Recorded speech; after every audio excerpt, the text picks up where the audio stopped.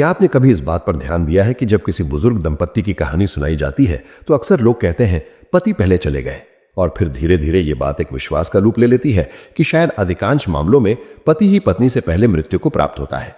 लेकिन क्या यह वास्तव में कोई शाश्वत नियम है? क्या इसका संबंध केवल शरीर की आयु से है या फिर कर्मों से? क्या पति पत्नी का साथ केवल इस जन्म तक सीमित होता है या उनके बीच कोई ऐसा अदृश्य संबंध भी होता है जो कई जन्मों से चला आ रहा है? क्या किसी व्यक्ति के कर्म दूसरे व्यक्ति की आयु को बदल सकते हैं?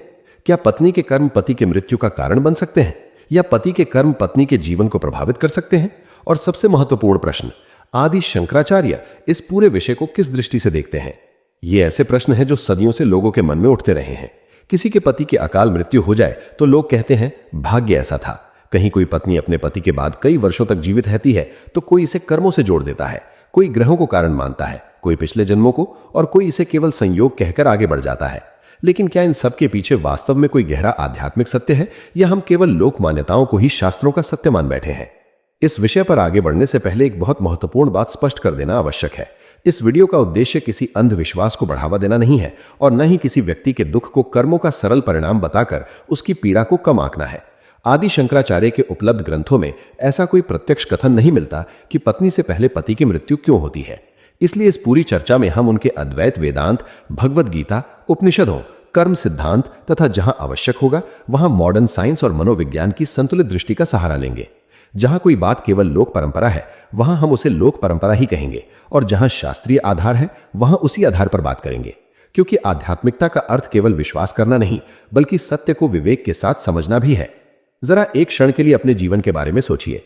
यदि आज कोई आपसे कह दे कि तुम्हारे प्रिय व्यक्ति के साथ तुम्हारा समय सीमित है, तो क्या तुम्हारा व्यवहार वैसा ही रहेगा जैसा आज है? क्या हम अपने संबंधों को उसी सहजता से लेते रहेंगे? शायद नहीं, क्योंकि मृत्यु का विचार हमें जीवन का मूल्य सिखाता है। लेकिन यदि मृत्यु पहले से निश्चित है, जैसा कि कर्म सिद्धांत में प्रारब्ध की चर्चा होती है, तो फिर एक और बड़ा प्रश्न उठता है, क्या सब कुछ पहले से तय है? यदि ऐसा है तो फिर वर्तमान कर्मों का क्या महत्व रह जाता है? क्या हमारी प्रार्थनाएं, हमारा प्रेम, हमारी सेवा, हमारा धर्म, क्या इन सब का कोई अर्थ है या फिर जीवन केवल पहले से लिखी हुई कहानी है? यही वो रहस्य है जिसे आज हम धीरे धीरे खोलेंगे। हम ये समझने का प्रयास करेंगे कि मृत्यु वास्तव में क्या है, कर्म किस प्रकार कार्य करते हैं, पति पत्नी का संबंध शास्त्रों की दृष्टि से कितना गहरा है, और सबसे बढ़कर आदि शंकराचार्य क्यों कहते हैं कि जिस व्यक्ति ने स्वयं को केवल शरीर मान लिया वही मृत्यु से सबसे अधिक भयभीत रहता है। क्योंकि हो सकता है सबसे बड़ा प्रश्न ये ना हो कि पति पहले क्यों मरता है, सबसे बड़ा प्रश्न ये हो कि मृत्यु वास्तव में किसकी होती है। और यदि मृत्यु का रहस्य समझ में आ जाए तो शायद जीवन का तर्थ भी पहली बार स्पष्ट होने लगे। लेकिन अब एक और प्रश्न हमारा इंतजार कर रहा है। यदि मृत्यु का समय प्रारब्ध से जुड़ा हुआ माना जाता है तो फिर वर्तमान कर्मों की भूमिका क्या है? क्या सचमुच सब कुछ पहले से लिखा जा चुका है या मनुष्य के पास आज भी अपने जीवन को बदलने की शक्ति है? यही रहस्य अब इस यात्रा के पहले अध्याय में हमारे सामने खुलने वाला है। अब इस पूरी चर्चा के सबसे महत्वपूर्ण प्रश्न पर पहुंच चुके हैं। यदि ये निश्चित नहीं कि पति ही हमेशा पत्नी से पहले मृत्यु को प्राप्त होता है, तो फिर वास्तविक प्रश्न ये बनता है कि मृत्यु का समय आखिर तय कौन करता है? क्या सब कुछ पहले से लिखा हुआ है? क्या भगवान हर व्यक्ति की मृत्यु का दिन पहले ही निर्धारित कर देते हैं? क्या हमारे कर्म हमारी आयु तय करते हैं या फिर हमारा वर्तमान जीवन, हमारी आदतें और हमारे निर्णय भी इस यात्रा में भूमिका निभाते हैं? ये प्रश्न केवल जिज्ञासा का नहीं है बल्कि हर उस व्यक्ति का है जिसने कभी अपने किसी प्रिय को खोया है या जिसने मृत्यु के बारे में गंभीरता से सोचा है। सनातन धर्म इस प्रश्न का उत्तर बहुत संतुलित ढंग से देता है। सबसे पहले कर्म के सिद्धांत को समझना आवश्यक है। शास्त्र सामान्यतः कर्म को 3 भागों में समझाते हैं। संचित कर्म अर्थात अनेक जन्मों के संचित कर्म, प्रारब्ध कर्म अर्थात उन्हीं कर्मों का वो भाग जिसका फल इस जन्म में भोगना निश्चित माना गया है, और आगामी कर्म अर्थात इस जीवन में हम जो नए कर्म कर रहे हैं जो भविष्य को प्रभावित करेंगे। अद्वैत वेदांत भी इस पारंपरिक व्याख्या को स्वीकार करता है, यद्यपि उसका अंतिम लक्ष्य आत्मा की पहचान के माध्यम से कर्म बंधन से परे जाना है। इसी संदर्भ में प्रारब्ध की चर्चा होती है। पारंपरिक वेदांत की दृष्टि से यह माना गया है कि जन्म, शरीर और जीवन की कुछ मूल परिस्थितियां प्रारब्ध से जुड़ी होती हैं। इसी कारण अनेक लोग ये प्रश्न पूछते हैं कि क्या मृत्यु का समय भी प्रारब्ध से संबंधित है? वेदांत की पारंपरिक व्याख्या यही संकेत देती है कि शरीर की यात्रा एक निश्चित प्रारब्ध के अंतर्गत चलती है, लेकिन इसका अर्थ ये बिल्कुल नहीं कि मनुष्य कठपुतली है और उसके वर्तमान कर्मों का कोई महत्व नहीं बचता। यही अधिकांश लोग भ्रमित हो जाते हैं। मान लीजिए किसी किसान ने खेत में एक बीज बोया। बीज किस प्रकार का है यह पहले ही तय हो चुका है, लेकिन उसकी देखभाल, पानी, धूप, सुरक्षा और खेती का तरीका भी परिणाम को प्रभावित करेगा।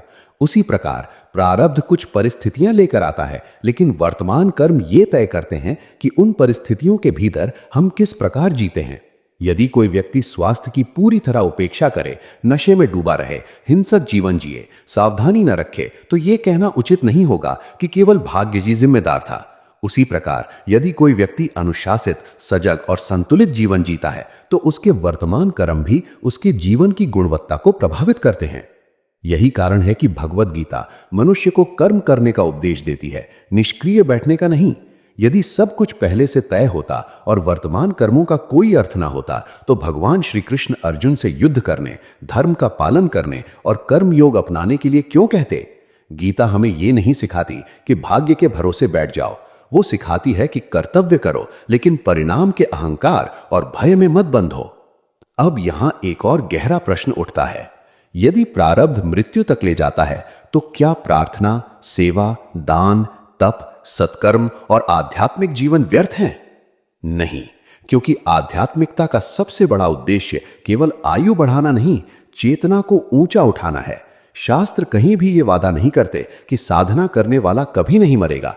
वे ये बताते हैं कि साधना करने वाला मृत्यु को अलग दृष्टि से देखना सीख सकता है। यही कारण है कि अनेक महापुरुष मृत्यु के सामने भी शांत दिखाई देते हैं। उनका साहस इस बात से नहीं आता कि वे अमर शरीर बन गए थे, बल्कि इस अनुभव से आता है कि शरीर नश्वर है पर आत्मा नहीं। आदि शंकराचार्य का दृष्टिकोण यहां और भी सूक्ष्म हो जाता है। वे बार बार कहते हैं कि जब तक मनुष्य स्वयं को शरीर मानता है, तब तक जन्म और मृत्यु उसके लिए अंतिम सत्य प्रतीत होते हैं। लेकिन जिस क्षण वो अपने वास्तविक स्वरूप को पहचानता है, उसी क्षण उसका दृष्टिकोण बदल जाता है। इसका अर्थ ये नहीं कि शरीर मरना बंद हो जाता है। शरीर प्रकृति का हिस्सा है और प्रकृति के नियमों के अनुसार एक दिन समाप्त होगा। परिवर्तन केवल इतना होता है कि अब मनुष्य स्वयं को केवल उस शरीर तक सीमित नहीं मानता। यही वेदांत की सबसे बड़ी विशेषता है। वो मृत्यु से भागना नहीं सिखाता, मृत्यु को समझना सिखाता है। वो जीवन से डरना नहीं सिखाता, जीवन को जागरूक होकर जीना सिखाता है। इसलिए यदि कोई ये पूछे कि मृत्यु कौन तय करता है, तो उसका उत्तर एक पंक्ति में देना संभव नहीं। वेदांत की परंपरा प्रारब्ध की भूमिका स्वीकार करती है। भगवत गीता वर्तमान कर्मों के महत्व को स्पष्ट करती है। आधुनिक विज्ञान शरीर, स्वास्थ्य और जीवन शैली के प्रभाव को समझाता है, और आदि शंकराचार्य हमें इन सब के पार जाकर ये याद दिलाते हैं कि सबसे महत्वपूर्ण प्रश्न मृत्यु का समय नहीं, मृत्यु को देखने वाला कौन है। यही इस अध्याय का सबसे बड़ा संदेश है। भाग्य और कर्म विरोधी नहीं है, प्रारब्ध और संवाद साथ साथ चलते हैं। शरीर की यात्रा सीमित हो सकती है, लेकिन आत्मा का स्वरूप वेदांत के अनुसार जन्म और मृत्यु से परे माना गया है। और अब एक और रहस्य हमारा इंतजार कर रहा है। यदि प्रत्येक व्यक्ति अपना प्रारब्ध लेकर जन्म लेता है, तो फिर पति पत्नी का मिलना कैसे होता है? क्या उनका संबंध केवल इस जन्म का है, या वास्तव में कोई ऐसा कर्म संबंध है जिसे परंपरा में ऋणानुबंध कहा गया है? यही रहस्य अब अगले अध्याय में हमारे सामने खुलने वाला है। अब हम उस प्रश्न पर पहुंच चुके हैं जिसने सदियों से लोगों की कल्पना, आस्था और जिज्ञासा को एक साथ बांधे रखा है। जब किसी पति पत्नी का संबंध बहुत गहरा होता है, लोग अक्सर कहते हैं इनका साथ पिछले जन्मों का है। जब कोई बिना किसी स्पष्ट कारण के पहली मुलाकात में ही बहुत अपना लगने लगता है, तब भी लोग कहते हैं जरूर कोई पुराना रिश्ता होगा। और जब किसी दंपत्ति का साथ बहुत कम समय में ही टूट जाता है, तब भी कई लोग उसे पिछले जन्म के कर्मों से जोड़ देते हैं। लेकिन क्या वास्तव में पति पत्नी का रिश्ता पिछले जन्म से जुड़ा होता है? क्या इसका कोई शास्त्रीय आधार है, या ये केवल लोक परंपरा का हिस्सा है? इस प्रश्न का उत्तर देने से पहले एक महत्वपूर्ण अंतर समझना आवश्यक है। सनातन परंपरा में लोक मान्यता और शास्त्रीय सिद्धांत हमेशा एक जैसी चीज नहीं होती। समय के साथ अनेक धारणाएं समाज में प्रचलित हो जाती हैं, लेकिन वे सभी शास्त्रों के प्रत्यक्ष कथन नहीं होते। इसलिए हमें श्रद्धा के साथ साथ विवेक भी रखना होगा। अब बात करते हैं ऋणानुबंध की। भारतीय परंपरा में यह शब्द बहुत प्रसिद्ध है। सामान्य अर्थ में ऋणानुबंध का आशय उन कर्म संबंधों से लिया जाता है जिनके कारण लोग एक दूसरे के जीवन में आते हैं। माता पिता, संतान, भाई बहन, मित्र, गुरु, शिष्य और पति पत्नी, इन सभी संबंधों को कई पारंपरिक व्याख्याओं में कर्मों से जुड़ा हुआ माना गया है। लेकिन यहां एक बात स्पष्ट करना बहुत आवश्यक है। ऋणानुबंध का विस्तृत सिद्धांत आदि शंकराचार्य के प्रमुख ग्रंथों में प्रत्यक्ष रूप से इस रूप में नहीं मिलता। ये विचार मुख्यतः बाद की परंपराओं, पुराणों लोक व्याख्याओं और अनेक आध्यात्मिक गुरुओं की शिक्षाओं में अधिक विस्तार से दिखाई देता है। इसलिए इसे एक पारंपरिक आध्यात्मिक दृष्टि के रूप में समझना उचित है, न कि हर स्थिति पर लागू होने वाला शास्त्रीय नियम। अब प्रश्न उठता है कि यदि हर संबंध कर्मों से जुड़ा है तो क्या इसका अर्थ यह है कि पति पत्नी का मिलना पहले से तय होता है? वेदांत यहां बहुत संतुलित उत्तर देता है।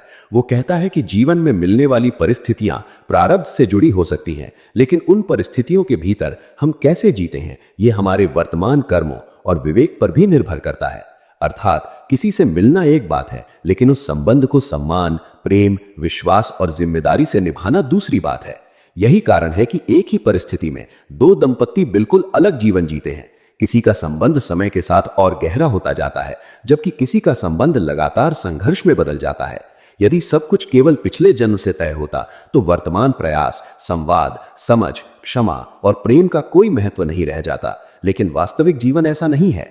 आज के समय में आधुनिक मनोविज्ञान भी हमें एक महत्वपूर्ण बात बताता है। किसी भी संबंध पर केवल अतीत नहीं बल्कि वर्तमान का व्यवहार सबसे अधिक प्रभाव डालता है। जिस परिवार में संवाद है, सम्मान है, भावनात्मक सुरक्षा है और एक दूसरे को समझने का प्रयास है, वहां संबंध अधिक स्वस्थ बनते हैं। वहीं जहां लगातार अपमान, हिंसा, उपेक्षा या अविश्वास हो, वहां केवल ये कह देना कि यह पिछले जन्म का कर्म है, समस्या का समाधान नहीं है। यही वो स्थान है जहां वेदांत और आधुनिक जीवन एक दूसरे के विरोधी नहीं बल्कि पूरक दिखाई देते हैं। अब आइए देखते हैं कि आदि शंकराचार्य इस विषय को किस दृष्टि से देखते हैं। उनका पूरा ध्यान इस बात पर नहीं है कि तुम किसके साथ जुड़े हो, उनका ध्यान इस बात पर है कि तुम स्वयं को किस रूप में पहचानते हो। क्योंकि यदि तुम स्वयं को केवल शरीर मानोगे तो हर संबंध तुम्हारी अंतिम पहचान बन जाएगा। तब वियोग असहनीय लगेगा, मृत्यु सब कुछ समाप्त होती हुई दिखाई देगी और हर रिश्ता तुम्हें बांधने लगेगा। लेकिन यदि धीरे धीरे ये समझ विकसित होने लगे कि आत्मा का स्वरूप शरीर से परे है, तो संबंधों का महत्व समाप्त नहीं होता, उनका स्वरूप बदल जाता है। तब संबंध स्वामित्व नहीं रहते, सेवा बन जाते हैं। तब प्रेम अधिकार नहीं रहता, करुणा बन जाता है। तब साथ केवल इस जीवन का सौदा नहीं रहता, वो वर्तमान क्षण को सार्थक बनाने का अवसर बन जाता है। इसका अर्थ यह बिल्कुल नहीं कि वेदांत पति पत्नी के प्रेम को कम महत्व देता है। इसके विपरीत वो कहता है कि हर संबंध को पूरी ईमानदारी और जिम्मेदारी से निभाओ, लेकिन यह भी याद रखो कि कोई भी संबंध शरीर से बड़ा नहीं हो सकता और आत्मा का स्वरूप किसी एक संबंध में सीमित नहीं है। यही इस अध्याय का सबसे बड़ा संदेश है। यह संभव है कि जीवन के कुछ संबंध कर्मों की पृष्ठभूमि से जुड़े हों, लेकिन इसका अर्थ यह नहीं कि हर घटना का सरल उत्तर पिछला जन्म ही है। वर्तमान जीवन, वर्तमान निर्णय और वर्तमान कर्म भी उतने ही महत्वपूर्ण हैं। और वेदांत हमें अतीत के रहस्यों में उलझने से अधिक वर्तमान को जागरूक होकर जीना सिखाता है। लेकिन अब एक और कठिन प्रश्न सामने आता है। यदि पति पत्नी के बीच कर्म संबंध हो सकते हैं, तो क्या एक व्यक्ति के कर्म दूसरे की मृत्यु का कारण बन सकते हैं? क्या पत्नी के कर्म पति की आयु बदल सकते हैं या पति के कर्म पत्नी के जीवन को प्रभावित कर सकते हैं? यही रहस्य अब अगले अध्याय में हमारे सामने खुलने वाला है। अब हम इस पूरी चर्चा के सबसे संवेदनशील और सबसे अधिक गलत समझे जाने वाले प्रश्न पर पहुंच चुके हैं। जब किसी परिवार में अचानक किसी की मृत्यु हो जाती है, तब अक्सर लोग तरह तरह की बातें करने लगते हैं। कोई कहता है पत्नी के कर्म भारी थे, कोई कहता है पति के भाग्य में इतना ही साथ लिखा था। कुछ लोग तो यहां तक कह देते हैं कि एक व्यक्ति के पापों की सजा दूसरे को मिली। ऐसी बातें सुनने में भले ही सामान्य लगती हों, लेकिन क्या वास्तव में सनातन धर्म और कर्म सिद्धांत यही कहते हैं? क्या सचमुच किसी एक व्यक्ति के कर्म दूसरे की मृत्यु का कारण बन सकते हैं? इस प्रश्न का उत्तर बहुत सावधानी से समझना होगा, क्योंकि यदि इसे बिना विवेक के समझा गया तो हम अनजाने में किसी ऐसे व्यक्ति पर भी दोष डाल सकते हैं जो पहले से ही अपने जीवन के सबसे बड़े दुख से गुजर रहा हो। सबसे पहले कर्म सिद्धांत का मूल नियम समझिए। सनातन दर्शन में सामान्य रूप से यह माना गया है कि हर जीव अपने कर्मों का फल स्वयं भोगता है। भगवत गीता में भगवान श्री कृष्ण बार बार मनुष्य को उसके अपने कर्मों की जिम्मेदारी का बोध कराते हैं। वे कहीं भी ये नहीं कहते कि किसी निर्दोष व्यक्ति को दूसरे के कर्मों का पूरा फल भोगना पड़ता है। यही कारण है कि वेदांत में आत्मा को अपने कर्म बंधन के साथ जोड़ा जाता है, किसी दूसरे की आत्मा के कर्म बंधन के साथ नहीं। तो फिर लोग ऐसा क्यों कहते हैं कि पत्नी के कर्मों से पति की मृत्यु हुई या पति के कर्मों से पत्नी का जीवन बदल गया? इसका कारण है कि लोग प्रभाव और कारण के बीच का अंतर भूल जाते हैं। इन दोनों में बहुत बड़ा अंतर है। मान लीजिए किसी परिवार में वर्षों तक लगातार तनाव, हिंसा, नशा, उपेक्षा या मानसिक प्रताड़ना का वातावरण रहा हो। ऐसे वातावरण का प्रभाव परिवार के सभी सदस्यों पर पड़ सकता है। किसी की मानसिक स्थिति बिगड़ सकती है, किसी का स्वास्थ्य प्रभावित हो सकता है, किसी के निर्णय बदल सकते हैं। इस अर्थ में एक व्यक्ति का व्यवहार दूसरे के जीवन को अवश्य प्रभावित करता है, लेकिन इसका अर्थ ये नहीं कि वो दूसरे के कर्मों का मालिक बन गया। यही अंतर समझना बहुत आवश्यक है। आज आधुनिक मनोविज्ञान भी यही बात कहता है। यदि परिवार में लगातार तनाव हो तो हृदय रोग, उच्च रक्तचाप, अवसाद, अनिद्रा और अनेक शारीरिक समस्याओं का जोखिम बढ़ सकता है। अर्थात हमारे व्यवहार का प्रभाव दूसरों के जीवन पर पड़ता है, लेकिन यह प्रभाव और कर्मफल एक ही बात नहीं है। इसीलिए यदि किसी पति की असमय मृत्यु हो जाए तो केवल यह कह देना कि पत्नी के कर्म ऐसे थे, ना तो शास्त्र सम्मत है, ना ही मानवीय संवेदना के अनुरूप। उसी प्रकार यदि किसी पत्नी का निधन हो जाए तो पति को दोष देना भी कर्म सिद्धांत की सही व्याख्या नहीं है। आदि शंकराचार्य का दृष्टिकोण यहां भी हमें बहुत गहरी सीख देता है। वे बार बार अज्ञान की बात करते हैं। अज्ञान केवल आत्मा को शरीर मान लेना ही नहीं है। अज्ञान यह भी है कि बिना पूर्ण सत्य जाने हम दूसरों के जीवन का निर्णय करने लगते हैं। हम किसी एक घटना को देखकर उसके पीछे छिपे संपूर्ण कर्म चक्र को जान लेने का दावा कर देते हैं, जबकि वास्तव में किसी व्यक्ति के प्रारब्ध, उसके कर्म और उसकी जीवन यात्रा का पूर्ण ज्ञान किसी सामान्य मनुष्य के लिए संभव नहीं है। यही कारण है कि वेदांत हमें निर्णय करने से पहले विनम्र होना सिखाता है। जब कोई व्यक्ति अपने प्रिय को खो देता है तब उसे दोष नहीं, सहारा चाहिए। उसे कर्मों का कठोर भाषण नहीं, करुणा चाहिए। उसे यह सुनने की आवश्यकता नहीं कि तुम्हारे कारण ऐसा हुआ। उसे यह अनुभव होना चाहिए कि वो अकेला नहीं है। यही सनातन धर्म की करुणा है। अब एक और पक्ष भी समझना आवश्यक है। क्या परिवार का वातावरण हमारे जीवन को प्रभावित करता है? निश्चित रूप से करता है। माता पिता के संस्कार, जीवन शैली, प्रेम, तनाव, शिक्षा, संवाद और वातावरण हमारे व्यक्तित्व को प्रभावित करते हैं। पति पत्नी भी एक दूसरे के स्वास्थ्य, मानसिक स्थिति और जीवन की गुणवत्ता को प्रभावित करते हैं, लेकिन प्रभाव और कर्म फल को एक मान लेना उचित नहीं। यही कारण है कि वेदांत वर्तमान कर्मों पर इतना बल देता है। यदि परिवार में प्रेम होगा तो उसका प्रभाव सब पर पड़ेगा। यदि परिवार में हिंसा होगी तो उसका प्रभाव भी सब पर पड़ेगा। लेकिन प्रत्येक आत्मा अपनी कर्म यात्रा भी साथ लेकर चलती है। यही संतुलन समझना आवश्यक है। इसलिए यदि कोई यह पूछे कि क्या किसी के कर्म से दूसरे की मृत्यु हो सकती है, तो संतुलित उत्तर होगा, शास्त्र ये नहीं कहते कि एक व्यक्ति दूसरे के कर्मों का फल पूरी तरह भोगता है, लेकिन हमारे कर्म और व्यवहार एक दूसरे के जीवन को गहराई से प्रभावित अवश्य कर सकते हैं। यही कारण है कि सनातन धर्म हमें अपने कर्मों के प्रति सजग रहने की शिक्षा देता है। डर के कारण नहीं, जिम्मेदारी के कारण। यही इस अध्याय का सबसे बड़ा संदेश है। दूसरों के दुख का निर्णय मत करो, उनके साथ करुणा से खड़े रहो, क्योंकि कर्म का संपूर्ण रहस्य केवल ईश्वर और सत्य को ही ज्ञात है। मनुष्य का धर्म न्यायाधीश बनना नहीं, मानव बनना है। लेकिन अब इस पूरी यात्रा का सबसे गहरा आध्यात्मिक मोड़ आने वाला है। यदि मृत्यु केवल शरीर की घटना है तो आदि शंकराचार्य मृत्यु को किस दृष्टि से देखते हैं? क्या वास्तव में कोई मरता है या केवल शरीर बदलता है? यही रहस्य अब अगले अध्याय में हमारे सामने खुलने वाला है। अब तक हमने लोक मान्यताओं, कर्म सिद्धांत, प्रारब्ध, आधुनिक विज्ञान और पारिवारिक प्रभाव की चर्चा की, लेकिन अब समय है उस दृष्टि को समझने का जो आदि शंकराचार्य के पूरे दर्शन का केंद्र है। क्योंकि यदि हम केवल यह जानना चाहते हैं कि पति पहले क्यों मरता है तो हमें शायद कुछ उत्तर मिल जाए, लेकिन यदि हम ये जानना चाहते हैं कि मृत्यु वास्तव में क्या है, तब हमें अद्वैत वेदांत की ओर जाना ही होगा। यही वो स्थान है जहां आदि शंकराचार्य बाकी सभी चर्चाओं से आगे निकल जाते हैं।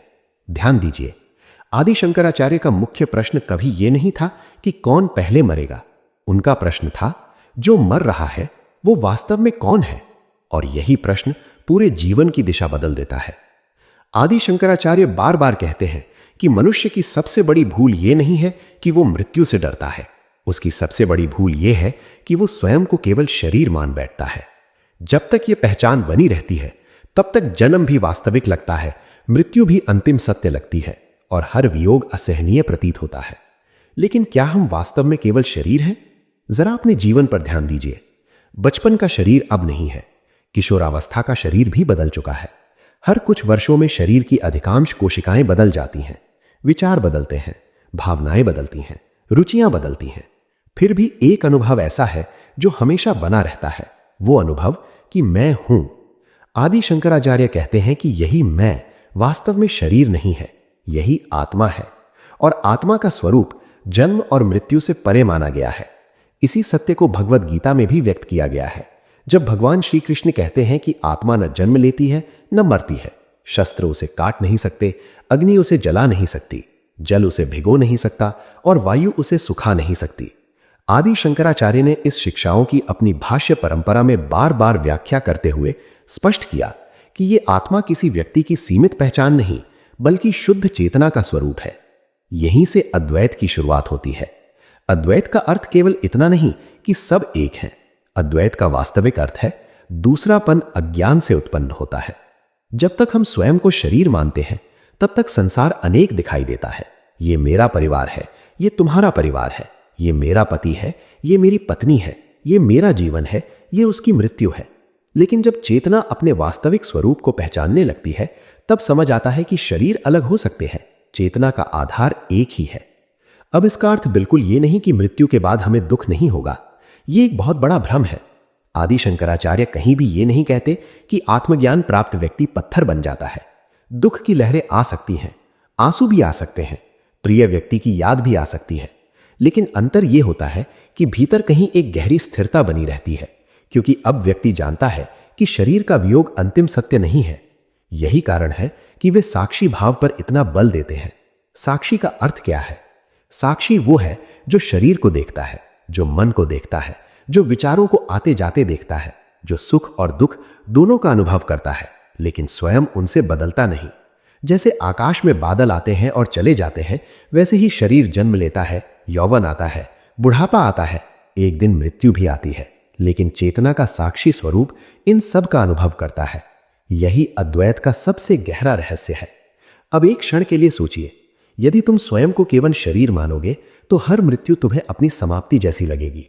लेकिन यदि धीरे धीरे तुम्हें अपने भीतर उस साक्षी का अनुभव होने लगे तो मृत्यु का अर्थ बदलने लगेगा, भय कम होने लगेगा, जीवन का मूल्य बढ़ने लगेगा और संबंधों में पकड़ कम होकर प्रेम अधिक होने लगेगा। यही कारण है कि आदि शंकराचार्य का पूरा संदेश मृत्यु से बचने का नहीं, मृत्यु के भय से मुक्त होने का है। वे हमें यह नहीं सिखाते कि शरीर अमर हो जाएगा, वे हमें यह सिखाते हैं कि जिस आत्मा को तुम खोज रहे हो वो कभी मरी ही नहीं। यही इस अध्याय का सबसे बड़ा संदेश है। शरीर नश्वर है, मृत्यु शरीर की घटना है।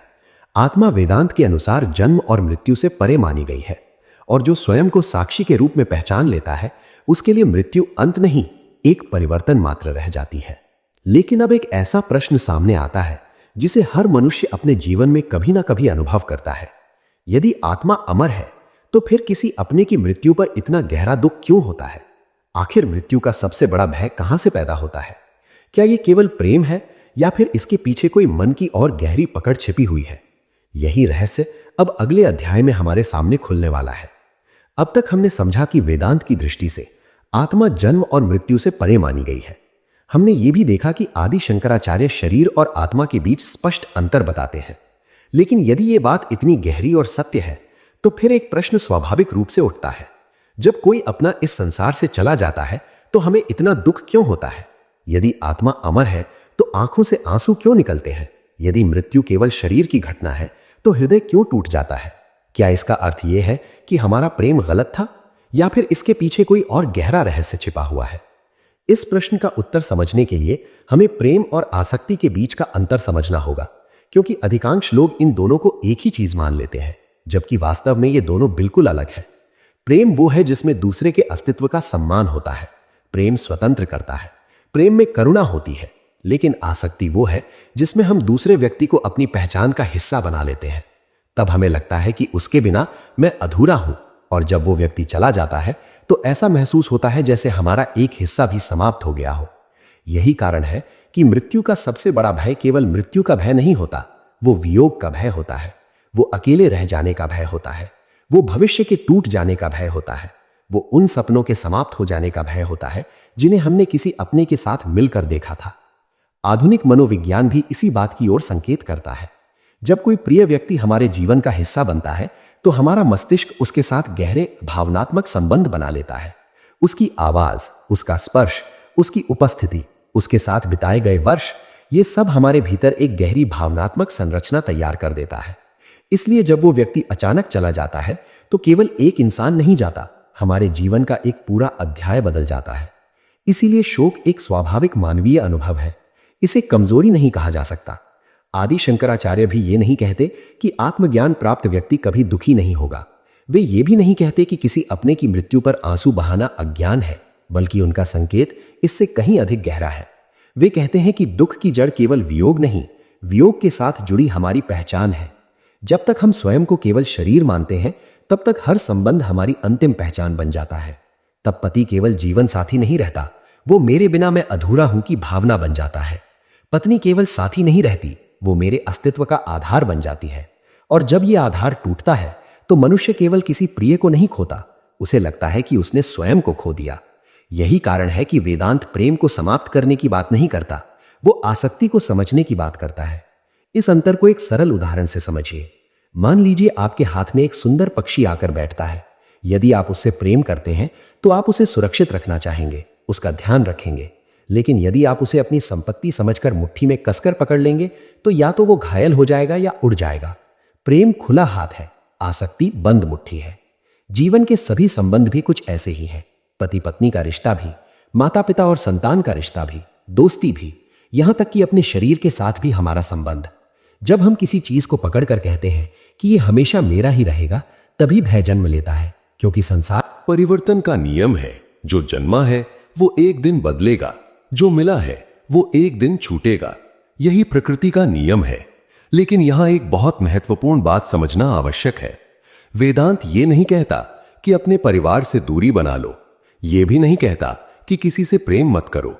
इसके विपरीत वो कहता है पूरा प्रेम करो, पूरी जिम्मेदारी निभाओ, पूरा सम्मान दो। लेकिन यह भी याद रखो कि कोई भी संबंध स्थायी रूप से शरीर के स्तर पर नहीं रह सकता। स्थायी यदि कुछ है तो वो चेतना है। यही समझ धीरे धीरे भय को कम करने लगती है। जब हमें यह अनुभव होने लगता है कि प्रेम का अर्थ किसी को पकड़कर रखना नहीं, बल्कि उसके साथ बिताए गए प्रत्येक क्षण को पूरी जागरूकता से जीना है, तब मृत्यु का भय भी बदलने लगता है। तब हम ये समझने लगते हैं कि जीवन की लंबाई हमेशा हमारे हाथ में नहीं होती, लेकिन जीवन की गहराई अवश्य हमारे हाथ में होती है।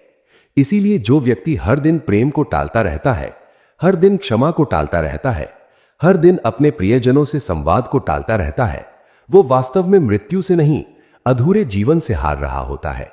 यही कारण है कि आदि शंकराचार्य हमें वर्तमान क्षण में जागने की शिक्षा देते हैं, क्योंकि मृत्यु का समय चाहे जब आए, यदि जीवन जागरूकता से जिया गया है तो पछतावा कम होता है। लेकिन यदि पूरा जीवन केवल भविष्य की प्रतीक्षा में बीत गया तो सबसे बड़ा दुख मृत्यु नहीं, अधूरा जीवन बन जाता है। यही इस अध्याय का सबसे बड़ा संदेश है। मृत्यु का सबसे बड़ा भय मृत्यु नहीं है, सबसे बड़ा भय है खो देने का। और खो देने का भय वहीं पैदा होता है जहां प्रेम से अधिक आसक्ति होती है। जैसे जैसे चेतना जागती है, प्रेम बना रहता है, लेकिन भय धीरे धीरे समाप्त होने लगता है। लेकिन अब इस पूरी यात्रा का सबसे भावनात्मक मोड़ आने वाला है। यदि जीवन वास्तव में सीमित है, यदि किसी को भी यह नहीं पता कि उसका अंतिम दिन कब होगा, तो फिर हमें आज कैसे जीना चाहिए? क्या हम अपने प्रियजनों के साथ वैसा ही व्यवहार कर रहे हैं जैसा अंतिम बार मिलने वाले व्यक्ति के साथ करना चाहिए? यही रहस्य अब अगले अध्याय में हमारे सामने खुलने वाला है। अब एक क्षण के लिए अपनी आंखें बंद करके कल्पना कीजिए, यदि कोई आज आपको पूरे विश्वास के साथ यह बता दे कि आपके जीवन का समय सीमित है, कि जो लोग आज आपके साथ हैं वे हमेशा आपके साथ नहीं रहेंगे, कि एक दिन ऐसा अवश्य आएगा जब आप या आपके प्रियजन इस संसार को छोड़ देंगे, तो क्या आपका जीवन वैसा ही रहेगा जैसा आज है? क्या आप उसी तरह क्रोध करेंगे? क्या छोटी छोटी बातों पर रिश्ते तोड़ देंगे?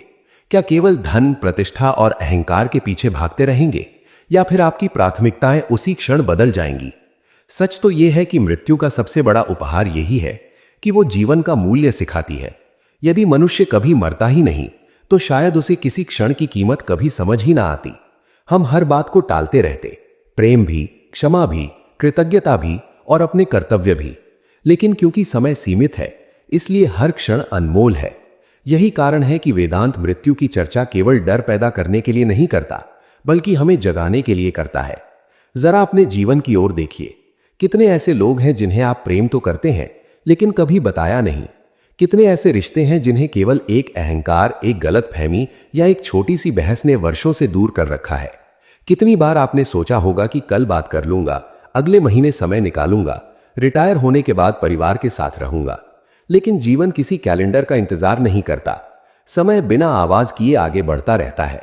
यही कारण है कि कृतज्ञता केवल एक अच्छी आदत नहीं बल्कि आध्यात्मिक दृष्टि है। जब मनुष्य ये समझ लेता है कि कोई भी संबंध हमेशा के लिए नहीं है, तब शिकायतें कम होने लगती हैं और धन्यवाद बढ़ने लगता है। तब वो ये नहीं सोचता कि मेरे पास क्या नहीं है, वो ये देखना शुरू करता है कि जो आज मेरे पास है वो भी किसी दिन छूट जाएगा। और यही समझ उसे वर्तमान क्षण में जीना सिखाती है। लेकिन वर्तमान में जीने का अर्थ ये बिल्कुल नहीं कि भविष्य की चिंता छोड़कर लापरवाह हो जाओ। आजकल अक्सर लोग प्रेजेंट मोमेंट का अर्थ गलत समझ लेते हैं। वे सोचते हैं कि केवल आज का आनंद लेना ही आध्यात्मिकता है, जबकि वेदांत ऐसा नहीं कहता। वेदांत कहता है वर्तमान में रहो लेकिन अपने धर्म को मत भूलो। धर्म का अर्थ यहां केवल पूजा पाठ नहीं है। धर्म का अर्थ है अपनी जिम्मेदारियों को ईमानदारी से निभाना। यदि तुम पिता हो तो अपने बच्चों के प्रति जिम्मेदार बनो। यदि तुम पति हो तो अपनी पत्नी का सम्मान करो। यदि तुम पत्नी हो तो अपने साथी के साथ प्रेम और सहयोग से जीवन जियो। यदि तुम पुत्र या पुत्री हो तो अपने माता पिता के प्रति कृतज्ञ रहो। यदि तुम समाज का हिस्सा हो तो अपने कर्मों से समाज को बेहतर बनाने का प्रयास करो। यही धर्म है और यही जीवन का वास्तविक साधन भी है। आदि शंकराचार्य का पूरा दर्शन संसार से भागने का नहीं है। वे ये नहीं कहते कि रिश्ते छोड़ दो, जिम्मेदारियां छोड़ दो और जंगल चले जाओ। वे कहते हैं बंधन छोड़ो, जिम्मेदारी नहीं, आसक्ति छोड़ो, प्रेम नहीं, अहंकार छोड़ो, सेवा नहीं। आज की दुनिया में इस शिक्षा की आवश्यकता पहले से कहीं अधिक है, क्योंकि हम पहले से अधिक जुड़े हुए दिखाई देते हैं लेकिन भीतर से पहले से अधिक अकेले हैं। मोबाइल पर हजारों संपर्क है लेकिन मन की बात कहने वाला शायद एक भी व्यक्ति नहीं। घर बड़े हो गए हैं लेकिन साथ बैठकर भोजन करने का समय छोटा हो गया है। हम भविष्य सुरक्षित करने में इतने व्यस्त हैं कि वर्तमान खोते जा रहे हैं। इसलिए यदि जीवन सीमित है तो सबसे बड़ा प्रश्न ये नहीं कि हमारे पास कितना समय बचा है। सबसे बड़ा प्रश्न ये है कि जो समय हमारे पास है हम उसे कैसे जी रहे हैं। क्या हम अपने प्रियजनों को केवल ये मानकर टाल रहे हैं कि वे हमेशा हमारे साथ रहेंगे? क्या हम हर दिन ये सोचकर जी रहे हैं कि अभी बहुत समय है? या फिर हम हर दिन को एक अवसर की तरह जी रहे हैं, प्रेम करने का, धन्यवाद कहने का, क्षमा करने का और अपने धर्म को निभाने का? यही जागरूकता जीवन को बदल देती है, क्योंकि मृत्यु हमें यह नहीं सिखाती कि जीवन छोटा है। मृत्यु हमें यह सिखाती है कि हर क्षण मूल्यवान है। यही इस अध्याय का सबसे बड़ा संदेश है। यदि जीवन सीमित है तो प्रेम को मत टालो, कृतज्ञता को मत टालो, अपने धर्म को मत टालो। अपने प्रियजनों को यह मत मानो कि वे हमेशा तुम्हारे साथ रहेंगे, क्योंकि जो आज है वही वास्तव में जीवन है। लेकिन अब इस पूरी यात्रा का सबसे बड़ा रहस्य हमारे सामने आने वाला है। यदि मृत्यु निश्चित है, यदि आत्मा अमर है, यदि संबंध भी एक दिन बदल जाते हैं, तो फिर पति पत्नी का मिलन वास्तव में क्या है? सजा, इनाम या आत्मा की किसी गहरी आध्यात्मिक यात्रा का एक पड़ाव? यही सबसे बड़ा रहस्य अब अगले अध्याय में हमारे सामने प्रकट होने वाला है। अब तक की इस पूरी यात्रा में हमने कई प्रश्नों के उत्तर खोजने का प्रयास किया। हमने जाना कि हर पति पत्नी से पहले मृत्यु को प्राप्त हो ऐसा कोई शास्त्रीय नियम नहीं है। हमने कर्म, प्रारब्ध, आयु, परिवार, संबंध और आधुनिक विज्ञान की दृष्टि को समझा। हमने ये भी देखा कि लोक मान्यताओं और शास्त्रीय सिद्धांतों में अंतर होता है। लेकिन अब हम उस बिंदु पर पहुंच चुके हैं जहां आदि शंकराचार्य का पूरा दर्शन एक ही सत्य पर आकर ठहर जाता है। और वो सत्य इतना सरल है कि मन उसे स्वीकार नहीं करना चाहता, लेकिन इतना गहरा है कि यदि समझ में आ जाए तो मृत्यु का अर्थ ही बदल सकता है।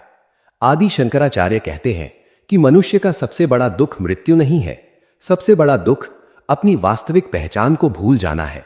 जब तक मनुष्य स्वयं को केवल शरीर समझता है, तब तक हर परिवर्तन उसे भयभीत करता है।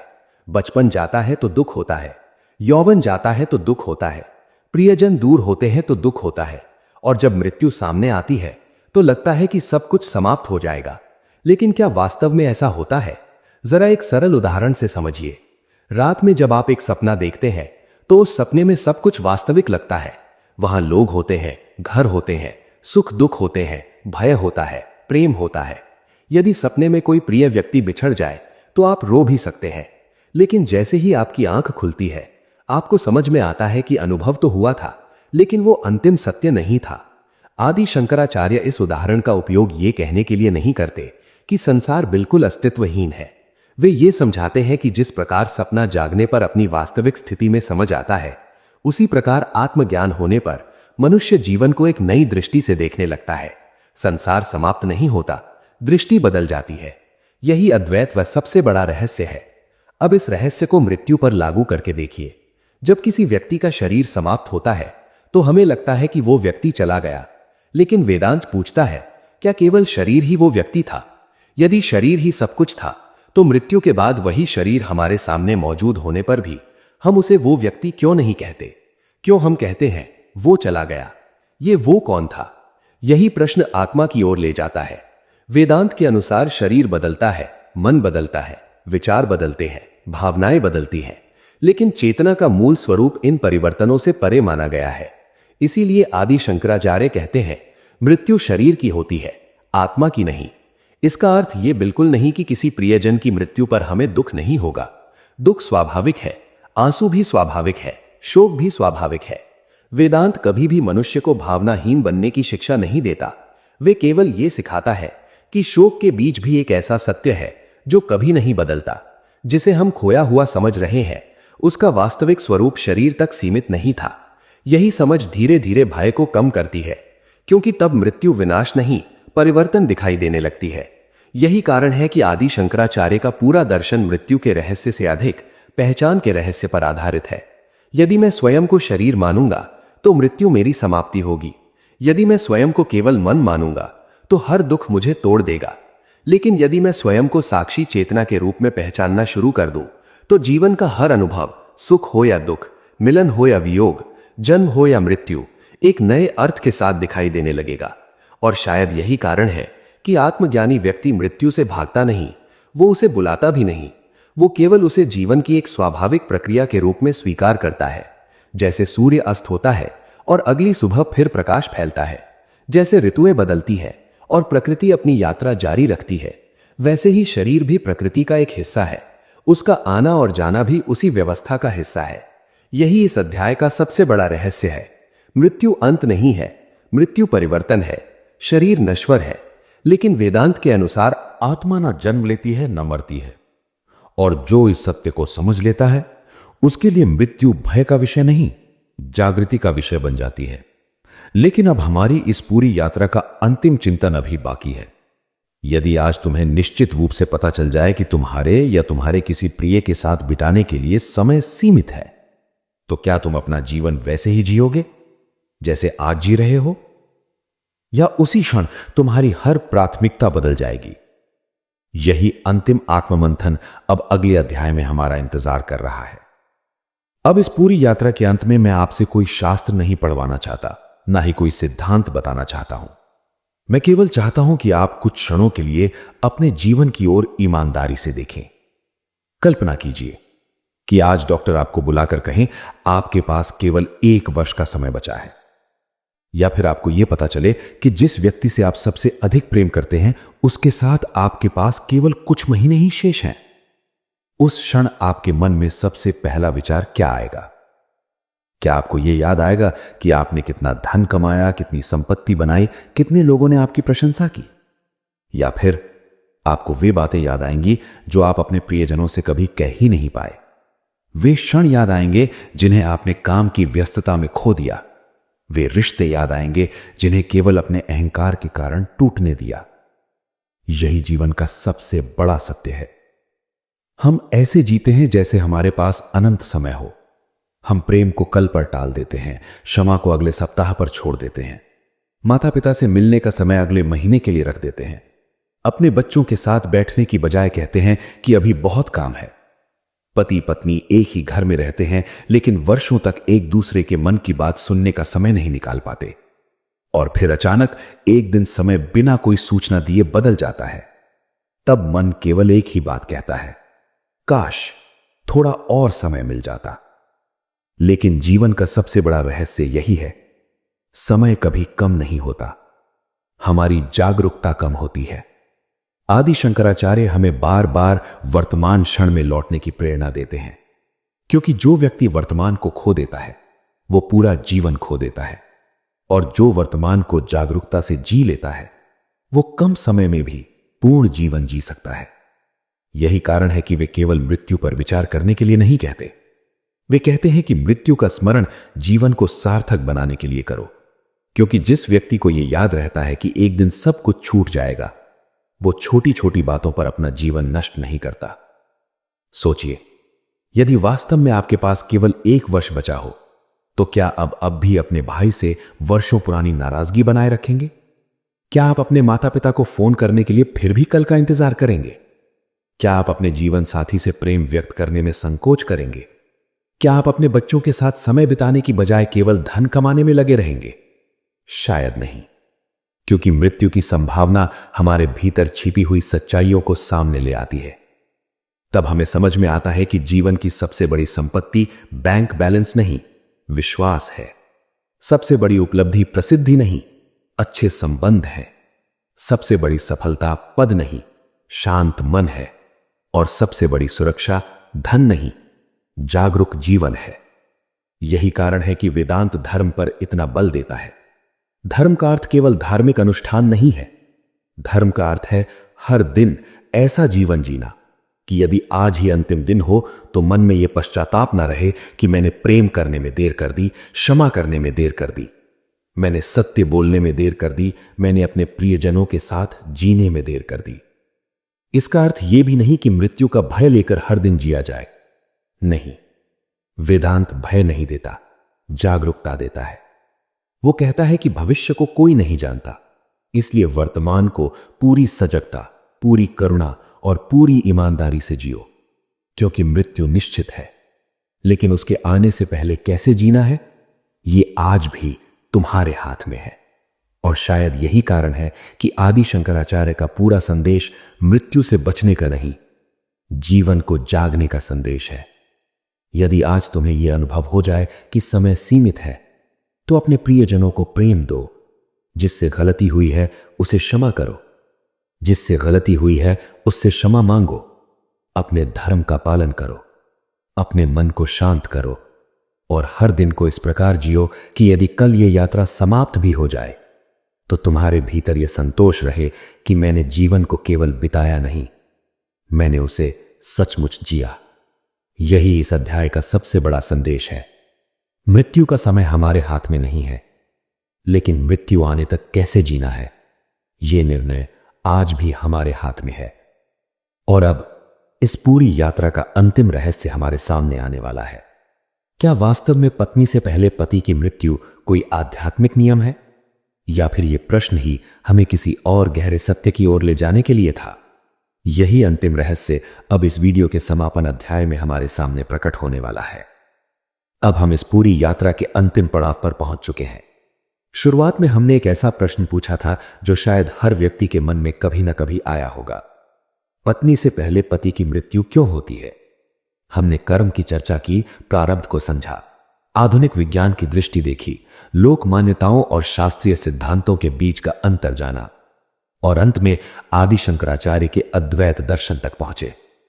लेकिन अब समय है उस अंतिम निष्कर्ष को समझने का जिसके बिना यह पूरी चर्चा अधूरी रहेगी। सबसे पहले एक बात पूरी स्पष्टता के साथ समझ लीजिए, सनातन धर्म के प्रामाणिक ग्रंथों में ऐसा कोई सार्वभौमिक नियम नहीं मिलता कि हर पति पत्नी से पहले ही मृत्यु को प्राप्त होगा। यह भी सत्य नहीं कि हर पत्नी पति से अधिक जीवित रहेगी। जीवन इसके अनगिनत उदाहरणों से भरा हुआ है। कहीं पति पहले जाता है, कहीं पत्नी, कहीं दोनों लगभग एक ही समय तक संसार छोड़ते हैं, और कहीं एक व्यक्ति दूसरे के बाद कई वर्षों तक जीवित रहता है। इसलिए किसी एक अनुभव को शाश्वत नियम बना देना ना तो शास्त्र सम्मत है और ना ही विवेकपूर्ण। फिर लोग ऐसा क्यों मानते हैं? क्योंकि मनुष्य हर घटना के पीछे एक कारण खोजता है। जब कोई प्रिय व्यक्ति अचानक चला जाता है तो मन केवल दुख महसूस नहीं करता, वो उत्तर भी चाहता है। वो पूछता है ऐसा क्यों हुआ, और जब उत्तर तुरंत नहीं मिलता तब अनेक लोक मान्यताएं जन्म ले लेती हैं। कुछ लोग इसे ग्रहों से जोड़ देते हैं, कुछ पिछले जन्मों से, कुछ भाग्य से और कुछ किसी दूसरे व्यक्ति के कर्मों से।